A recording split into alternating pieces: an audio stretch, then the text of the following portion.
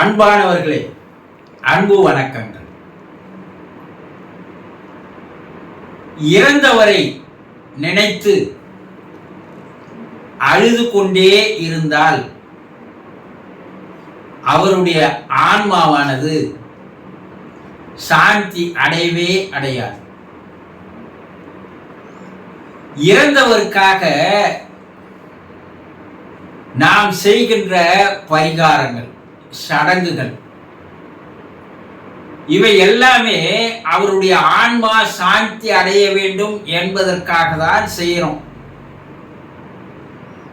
16வது நாள் ஒரு சடங்கு,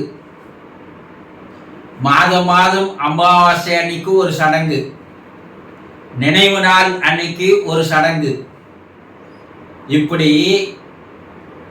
பல காரியங்களை செய்யறீங்க இல்லையா? அவர் இறந்தவருக்காக செய்யறோம். பிண்டு சோறு தர்றது,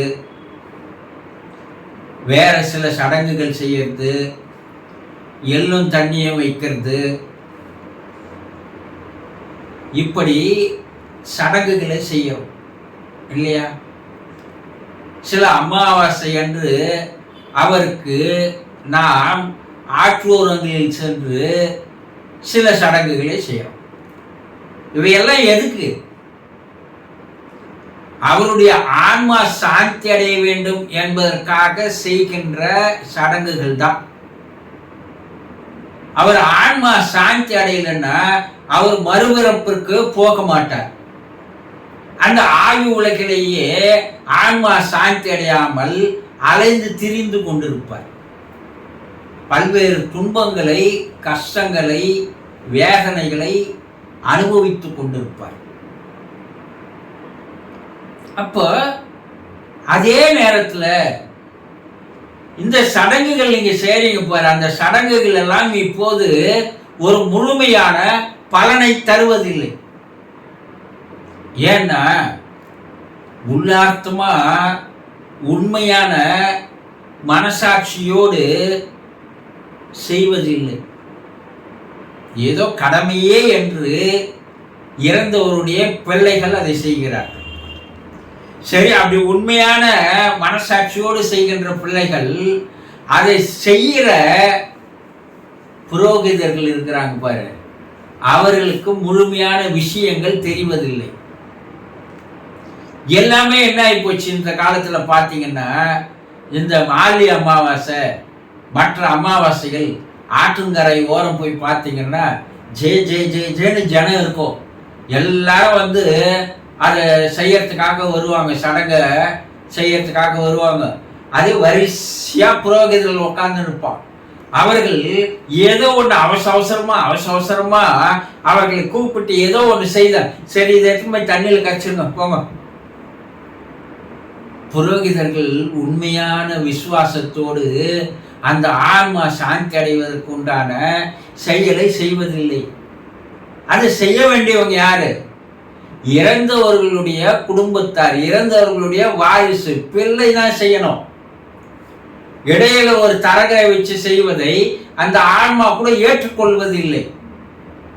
அவர் பிள்ளைக்கே அப்பாவினுடைய அப்பா பிள்ளை உறவு அவர்களுக்குள்ளதான் ஒரு பைண்டிங் இருக்குமே தவிர சென்ட்ரல்ல வரவங்களுக்கு யாரோ ஒருத்தர் அவருக்கு அந்த பைண்டிங் இருக்காது, உணர்வு இருக்காது. அவங்க பண நோக்கத்தோடு செயல்படுகிறார்கள். அதுல முழுமையான அந்த சடங்குகளை செய்வதில்லை. அப்ப இதையெல்லாம் அந்த ஆன்மா சாந்தி அடைவதே இல்லை.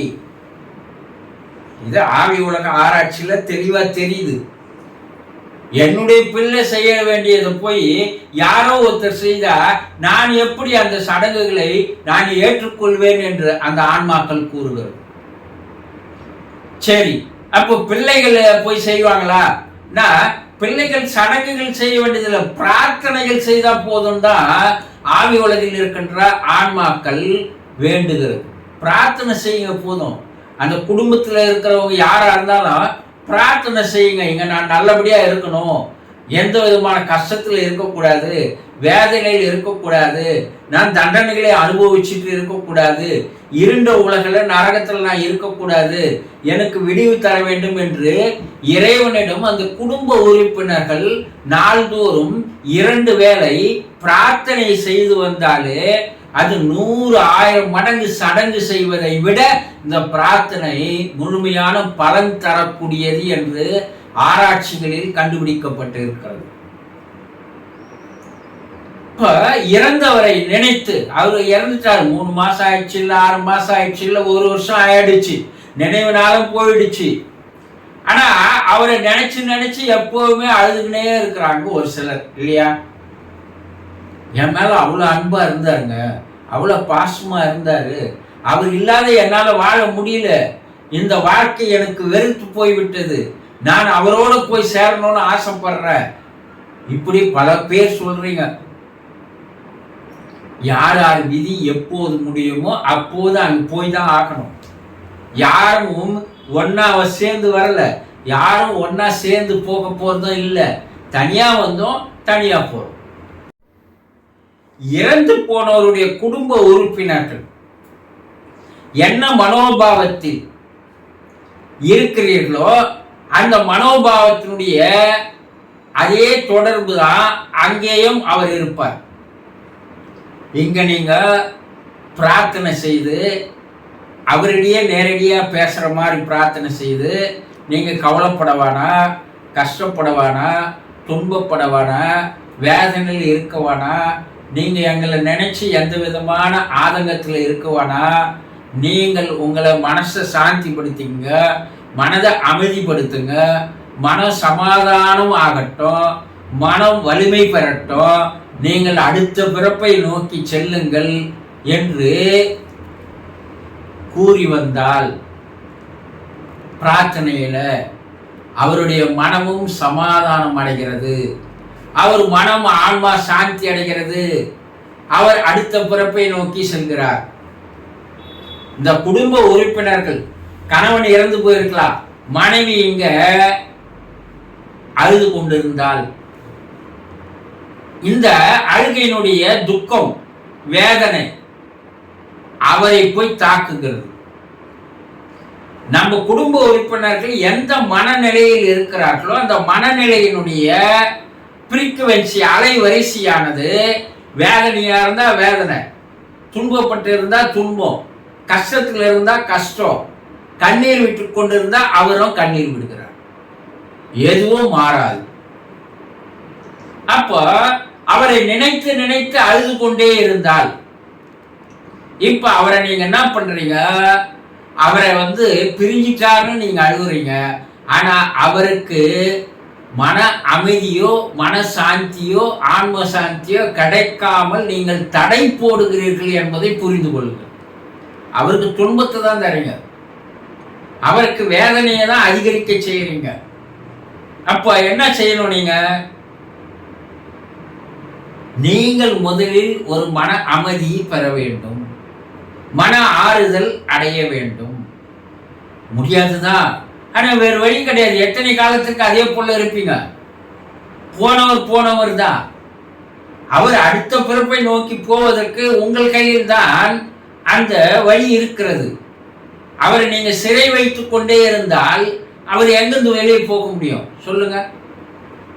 முதல்ல சரி, இறந்துட்டாரு, இப்ப அவர் அங்க துன்பப்படக்கூடாது. அவருக்கு செய்ய வேண்டிய நீங்க ஒரு நன்றி கடன் என்னன்னா, அவர் ஆன்மா சாந்தி அடைவதற்கு, அமைதி அடைவதற்கு உண்டான வேலைகளில் தான் நீங்கள் ஈடுபட வேண்டுமே தவிர அழுது கொண்டே இருப்பதால் எந்த விதமான பலனும் இல்லை.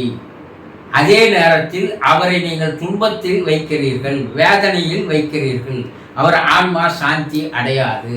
ஆகவே அழுவதை நிறுத்திவிட்டு அவர் ஆன்மா சாந்தி அடைவதற்குண்டான பிரார்த்தனையில் ஈடுபடுங்கள். அவர் மறுபிறப்பை நோக்கி செல்லட்டும். சந்தோஷம்.